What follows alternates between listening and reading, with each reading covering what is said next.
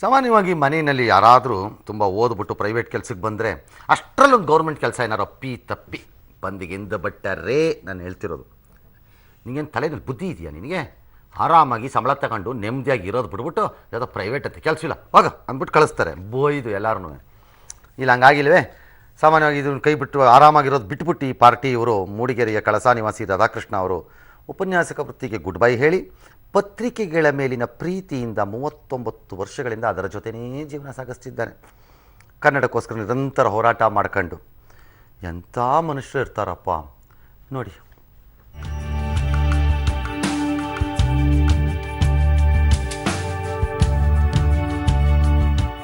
ಇವರ ಹೆಸರು ರಾಧಾಕೃಷ್ಣ. ವಯಸ್ಸು 65ರ ಆಸುಪಾಸು.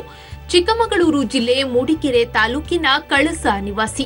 1975ರಲ್ಲಿ ಮೈಸೂರಿನ ಮಾನಸ ಗಂಗೋತ್ರಿಯಲ್ಲಿ ಸಂಸ್ಕೃತದಲ್ಲಿ ಎಂಎ ಓದಿ 2 ವರ್ಷಗಳ ಕಾಲ ಮೈಸೂರಿನಲ್ಲಿ 350 ರೂಪಾಯಿ ಸಂಬಳದ ಉಪನ್ಯಾಸಕರಾದರು.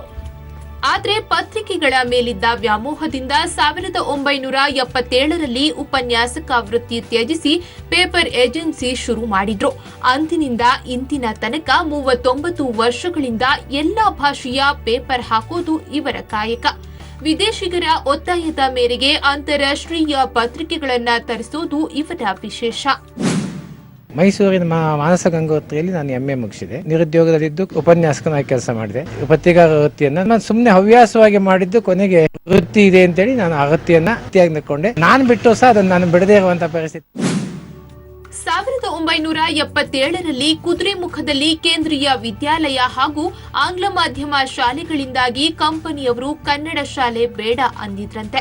ಕನ್ನಡದ ಮಕ್ಕಳು ಕನ್ನಡವನ್ನ ಇಂಗ್ಲಿಷ್ನಲ್ಲಿ ಬರ್ಕೊಂಡು ಕಾರ್ಯಕ್ರಮ ಮಾಡ್ತಿದ್ರಂತೆ.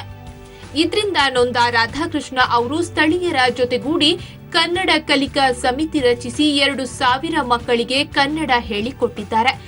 ಇವರ ನಿರಂತರ ಹೋರಾಟದಿಂದ ಕುದುರೆಮುಖದಲ್ಲಿ ಕೊನೆಗೂ ಕನ್ನಡ ಶಾಲೆ ಆರಂಭವಾಗಿದೆ. ಕನ್ನಡಕ್ಕಾಗಿ ತುಂಬಾ ಹೋರಾಟಗಳನ್ನು ಮಾಡಿದರೆ ಕುದುರೆಮುಖದಲ್ಲಿ ಅವರು ಕನ್ನಡ ಸ್ಕೂಲ್ ಇಲ್ಲ ಅಂತಾದಾಗ ತಮ್ಮ ಸಂಘಟನೆ ಮುಖಾಂತರ ಹೋರಾಟ ಮಾಡಿ ಕನ್ನಡಕ್ಕೆ ಸಿಕ್ಕಾದಂತ ಒಂದು ಗೌರವ ಅಂತ ನಾವು ಹೇಳ್ಬೇಕಾಗುತ್ತೆ. ಭಾರಿ ಸರಳವಾದಂತ ವ್ಯಕ್ತಿ. ಪತ್ರಿಕೆಗಳ ಮೇಲಿನ ಪ್ರೀತಿಯಿಂದ ಉಪನ್ಯಾಸಕ ವೃತ್ತಿಯನ್ನೇ ಬಿಟ್ಟ ರಾಧಾಕೃಷ್ಣ ಅವರು ಪೇಪರ್ ಹಂಚಿಕೆಯಿಂದ ಇನ್ನೂ ನಿವೃತ್ತಿಯಾಗಿಲ್ಲ. ಉಪನ್ಯಾಸಕ ವೃತ್ತಿಯನ್ನೇ ಬಿಟ್ಟು ಕನ್ನಡದ ದೀಪ ಹಚ್ಚಿರೋ ಇವರಿಗೆ ನಮ್ಮದೊಂದು ಸಲಾಂ. ಕ್ಯಾಮರಾಮನ್ ಪುನೀತ್ ಜೊತೆ Narayanagowda, public TV, Chikkamagaluru. Right. Shri Radhakrishna ಅವರು ಈಗ ನಮ್ಮ ಜೊತೆ ದೂರವಾಣಿ ಸಂಪರ್ಕದಲ್ಲಿ ಇದ್ದಾರೆ. ನಮಸ್ಕಾರ ಸರ್. ನಮಸ್ಕಾರ ಸರ್. ನಮಸ್ಕಾರ. ನಮಸ್ಕಾರ.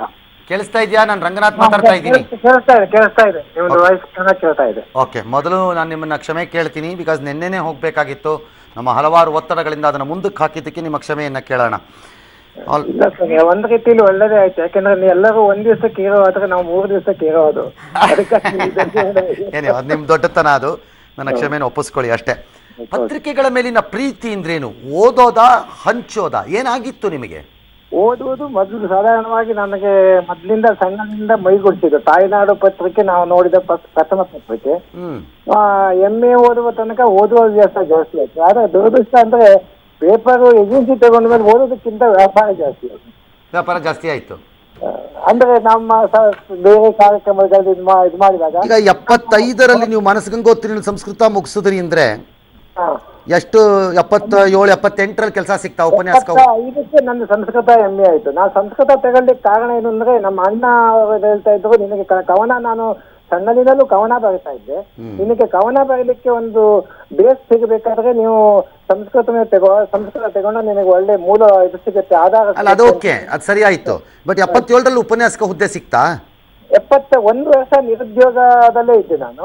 ಆ ಸಮಯದಲ್ಲಿ ಸ್ವಲ್ಪ ಎಮರ್ಜೆನ್ಸಿ ಸ್ವಲ್ಪ ಸಕ್ರಿಯನಾಗಿದ್ದೆ ನಾನು. ಆ ನಂತರ ನನಗೆ 1 ವರ್ಷ ಕಾರ್ಯಕ್ರಮ ಮಾಡಿದಾಗ ನನ್ನೊಂದು ಸಂಸ್ಕೃತ ನಾಟಕವನ್ನು ಮಾಡಿದಾಗ ಎಲ್ಲರಿಂದ ಶಾಬಾಸ್ಗಿರಿ ಬಂತು. ಮಾಡ್ತಿದ್ದೆ ನಾನು ಮಕ್ಕಳಿಂದ. ಆದ್ರೆ ಆ ಸಂದರ್ಭದಲ್ಲಿ ಒಂದು ಮಾತನ್ನು ನನಗೆ ಎಚ್ಚರಿಕೆ ಕೊಟ್ಟರು. ನೀನು ಇದರಲ್ಲಿ ಎಮರ್ಜೆನ್ಸಿಯಲ್ಲಿ ಹೋರಾಡಿದ್ದಿ, ಈ ತರ ನೀನು ರಾಜಕೀಯದಲ್ಲಿ ಹೋಗಬಾರ್ದು ಅಂತ. ಇಂತಹ ಸರ್ಕಾರಿ ಕೆಲಸವೇ ಬೇಡ. ನಾನು ಹರಿಹರದಲ್ಲಿ ಆಗಿದ್ದೆ. ಅಲ್ಲ, ಯಾರು ವಾರ್ನಿಂಗ್ ಕೊಟ್ಟವ್ರು? ಯಾರು? ಅದು ಆಡಳಿತ ವರ್ಗದವರು. ಶಾಲಾ ಕಾಲೇಜಿನ ಆಡಳಿತ ವರ್ಗದವರು ನಮ್ಗೆ ವಾರ್ನಿಂಗ್ ಕೊಟ್ಟರು. 77ರಲ್ಲಿ ಆಗಿದ್ದು. ಬಿಟ್ಬಿಟ್ರಿ. ಕೊನೆಗೆ ನನಗೆ ಆವಾಗ ಅನ್ನಿಸ್ತು ಈ ವೃತ್ತಿಯೇ ಬೇಡ, ನಾನು ಸ್ವಂತ ಮಾಡ್ತೀನಿ ಅಂತ ಹೇಳಿ ಸುಮ್ಮನೆ ನಾನು ಕುದುರೆಮುಖಕ್ಕೆ ಹೋದಾಗ ನಮ್ಮ ಅಣ್ಣ ಪೇಪರ್ ಏಜೆನ್ಸಿ ಮಾಡ್ತಿದ್ದ ನಾನೊಂದು ಆದ್ರೆ ಪೇಪರ್ನ ಕಳಸ ಅಂತ ಜಾಗದಲ್ಲಿ ಹಾಕಿ ಬಹಳ ಜೀವನಕ್ಕೆ ಆಗಬಹುದಾದಷ್ಟು ಹಣ ಸಂಪಾದನೆ ಸಾಧ್ಯವೋ? ನಾನು ಕಳಿಸ್ತಾ ಅಲ್ಲ, ನಾವು ಇದ್ದಿದ್ದು ಕುದುರೆಮುಖ ನಗರ ಕಂಪನಿ ಆದಾಗ ಅಲ್ಲಿ ಸುಂದರವಾದ ಒಂದು ಕುದುರೆಮುಖ ನಗರ ಆಗಿತ್ತು, ಒಂದು ಪ್ಲಾನ್ ಸಿಟಿಯಾಗಿ ಡೆವಲಪ್ಮೆಂಟ್ ಆಗಿತ್ತು. ಸುಮಾರು 2,000 ಪತ್ರಿಕೆ ಜೊತೆಗೆ ಪುಸ್ತಕ ವ್ಯಾಪಾರ ಜೊತೆಗೆ ಇದು ಈ ಎರಡು ನನ್ನ ವೃತ್ತಿಯನ್ನು ನಾನೊಂದು ಆಯ್ಕೆ ಮಾಡಿಕೊಂಡು ಕೆಲವು ದಿನ ಹವ್ಯಾಸವಾಗಿ ಮಾಡಿದೆ. ಕೊನೆಗೆ ಅದನ್ನ ನಾನು ಒಂದು ವೃತ್ತಿಯಾಗಿಸ್ತೀನಿ. ಅಲ್ಲ, 2,000 ಪತ್ರಿಕೆ ಅಂದ್ರೆ ದೊಡ್ಡದೇ ಬಿಡಿ, ಅನುಮಾನನೇ ಇಲ್ಲ, ಅದರಲ್ಲಿ ಯಾವ ಅನುಮಾನನೂ ಇಲ್ಲ. ಸದ್ಯಕ್ಕೆ ನಾನು ಕುದುರೆಮುಖ ನಗರ ಕಂಪನಿ ಮುಗಿದಿದ್ದರಿಂದ ಅದು ಮುಚ್ಚಿ ಹೋಯ್ತು, ಮತ್ತೆ ಕಳಸಕ್ಕೆ ಬಂದೆ. ಹಂಗೆ, ಯಾಕಂದ್ರೆ ಈಗ ಕುದುರೆಮುಖದಲ್ಲಿ ಏನೂ ಇಲ್ವಲ್ಲ ಈಗ. ಕುದುರೆಮುಖಕ್ಕೆ ಇವತ್ತಿಗೂ ಹೋಗುತ್ತೆ ನಮ್ಮ ಪತ್ರಿಕೆ, ಒಂದು 60 ಪೇಪರ್ ಹೋಗ್ತಾ ಇದೆ. ನಮ್ದು ಮುಖ್ಯವಾಗಿ ಕನ್ನಡಪ್ರಭ, ಉದಯವಾಣಿಯನ್ನು ಪ್ರಾರಂಭದಿಂದ ಇವತ್ತು ತನಕ ನಾನು ಏಜೆನ್ಸಿ ನಡೆಸ್ಕೊಂಡೆ. ಈಗ ಸುಮಾರು ಎಲ್ಲಾ ಪತ್ರಿಕೆ ಏಜೆನ್ಸಿ ಹೋಗ್ಲಿ ಬಿಡಿ, ನಾನು ಕೆಲಸ ಮಾಡಿದ ಪತ್ರಿಕೆ ಅದು. ಅದ್ನೇ ನಾನು ನಿಮ್ಗೆ ಹೇಳಲಿಕ್ಕೆ ಇಷ್ಟಪಡೋದು. ಒಂದು ಕಾಲದಲ್ಲಿ ನೀವು ಓದಿದ್ದಿಂದ ನಾನು ಜನರಿಗೆ ಮುಡಿಸ್ತಾ ಇದ್ದೆ, ಇವತ್ತು ನನ್ನನ್ನ ನೀವು ಜನರಿಗೆ ಮುಡಿಸ್ತಾ ಇದ್ದೀರಿ. ಅದಕ್ಕೆ ತುಂಬಾ ಧನ್ಯವಾದಗಳು ಅಂತ ಹೇಳಲಿಕ್ಕೆ ಇಷ್ಟಪಡ್ತೇನೆ. ಕರೆಕ್ಟ್, ನಾನು ಅದಕ್ಕೆ ಸಂಪಾದಕನಾಗಿ ಕೆಲಸ ಮಾಡಿದಂತಹ ಸೌಭಾಗ್ಯ ನನ್ನ ಪಾಲದಷ್ಟೇ. ಏನಿಯೋ, ಕನ್ನಡದ ಜೊತೆಗೆ ಕನ್ನಡದ ಹೋರಾಟ ಆಕಸ್ಮಿಕವಾಗಿ ಬಂತ ಸರ್? ಆಕಸ್ಮಿಕ ಅಂದ್ರೆ ನಾನು ಪತ್ರಿಕಾ ಏಜೆನ್ಸಿ ಮಾಡ್ತಾ ಇದ್ದ ಸಂದರ್ಭದಲ್ಲಿ ಕುಮಾರಯ್ಯ ಅಂತ ಒಬ್ಬ ಮೂಡಿಗೆರೆ ಒಬ್ರು ಅಲ್ಲಿ ಶಿಕ್ಷಕರಾಗಿದ್ರು. ಶಾಲಾ ಅಭಿವೃದ್ಧಿ ಸಮಿತಿಗೆ ಪ್ರೈಮರಿ ಶಾಲೆಗೆ ನೀವು ಯಾಕೆ ಅಧ್ಯಕ್ಷರಾಗ್ಬೋದು ಅಂದ್ರೆ, ಇಲ್ಲ ನಾನಿಂಥದ್ದು ಪೇಪರ್ ಏಜೆನ್ಸಿ ಮಾಡ್ಕೊಂಡು ನಾನೇನು ಮಾಡ್ಬೋದು ಅಂದ್ರೆ, ಇಲ್ಲ ನನಗೆ ಗೊತ್ತುಂಟು ನೀವು MA ಮಾಡಿದ್ರಿ ಅಂತೇಳಿ. ನನಗೆ ನಿಜಕ್ಕೂ ಸಾಕಾಯ್ತು. ಯಾಕೆಂದ್ರೆ ನಾನು ಕುದುರೆಮುಖಕ್ಕೆ ಹೋಗುವಾಗ ಯಾವತ್ತೂ ಸಹ ನಾನು MA ಮಾಡಿದೀನಿ ಅನ್ನೋ ವಿಚಾರವನ್ನು ಯಾರಿಗೂ ತಿಳಿಸಿರಲಿಲ್ಲ. ಅವ್ರು ಯಾರಿಂದಲೂ ಹಣ ಸಂಗ್ರಹ ಮಾಡಿಕೊಂಡು ನನ್ನನ್ನು ಅಧ್ಯಕ್ಷರನ್ನಾಗಿ ಮಾಡಿದ್ರು.